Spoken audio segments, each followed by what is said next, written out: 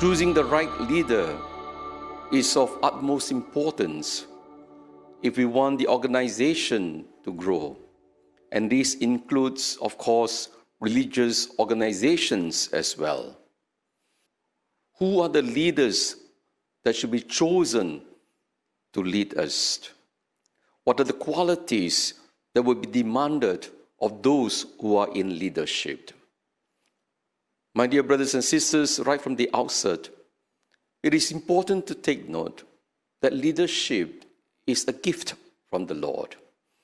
Actually, we do not work ourselves into becoming a leader. Leaders, it is said, are born. And that is why when we look at leadership in the world, there are very few truly charismatic leaders, because such leadership is really a gift from the Lord, and they are born, so to speak, as leaders, and with some formation, some training, they become exceptional leaders. For most of us, we acquire leadership through experience, through training, through formation. That is why we never make great leaders. But yet we are leaders. And leaders, therefore, very often are thrust into leadership. In fact, a leader cannot have an ambition to be a leader. If he has ambition to be a leader, he will be serving himself.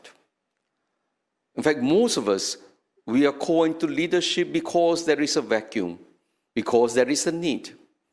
And we are called to step forward to lead those people under our care. And that is the reason why it is good for us to take note. A leader does not work for himself. A leader always works for the greater good of others. Leadership is never about the leader. Leadership is about the common good of the people that are under his charge. For this reason, leadership is not just a gift, it is a vocation. A vocation to serve God, a vocation to serve his people. A leader does not work for remuneration. It is not how much he is paid, what benefits he will get, what are the privileges that he will receive as leaders. If a leader is concerned about remuneration, he will never be a good leader, less still a great leader, because he is always thinking about himself, his own interest. He is not caring for the people. If we measure leadership in terms of remuneration, then he is just like the one who has to listen to those who pay him to sing a tune. A leader is different. A leader is not beholden to anyone. A leader leads. And that is the reason why leaders who do not work because of this motivation to do a greater good for the people, but is always thinking about what he will get, about his position, that leader cannot rise simply because he is not working for a passion, for a goal. That's why Catholic priests are given allowance regardless the positions you hold in the church.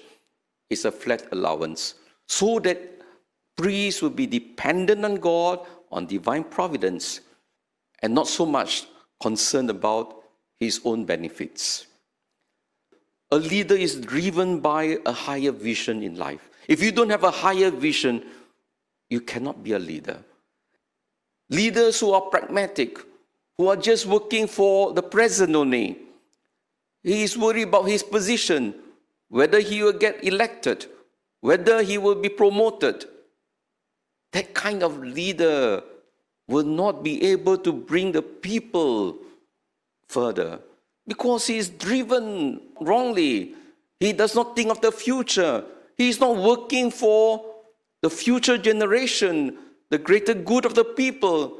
He is thinking about his own interests here and now for himself. That's why he's pragmatic. He is concerned about his popularity. Many leaders are not leaders. They are just consensus maker.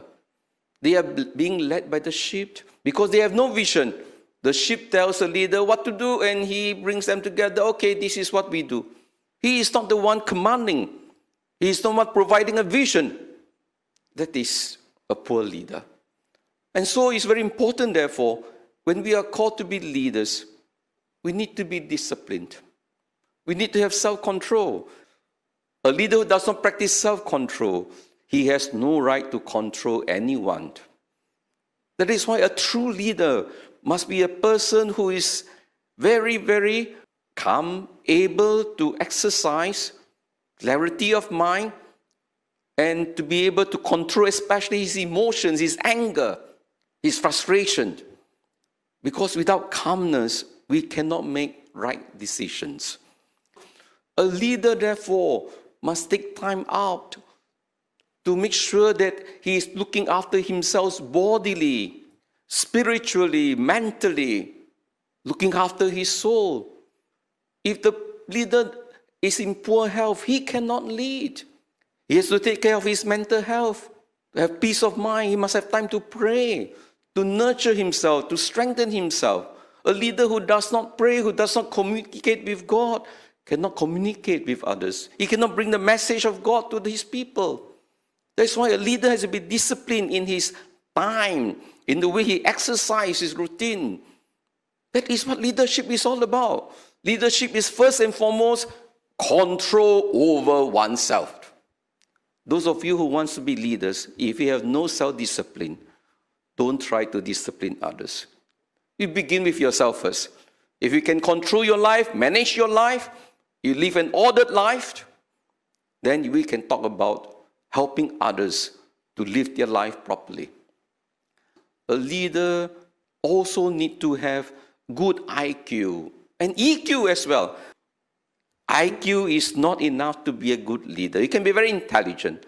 EQ, to be able to connect with people, to be one with people, to share their sufferings, to share their pain, and yet not be overwhelmed. That is a leader. At the end of the day, my dear brothers and sisters, you might ask, so what is the reward of a leader? The reward of a leader is simply the joy of service, the joy of making a difference in the lives of others, the joy of helping people to be healed of their brokenness, to give them hope, to raise leaders after them, to make sure that the organization, the country will continue to grow and the people will benefit. And most of all, a religious leader seeks more. Ultimately, what is the goal of a religious leader? To lead people to God and to eternal life. That is the joy and the reward of a leader.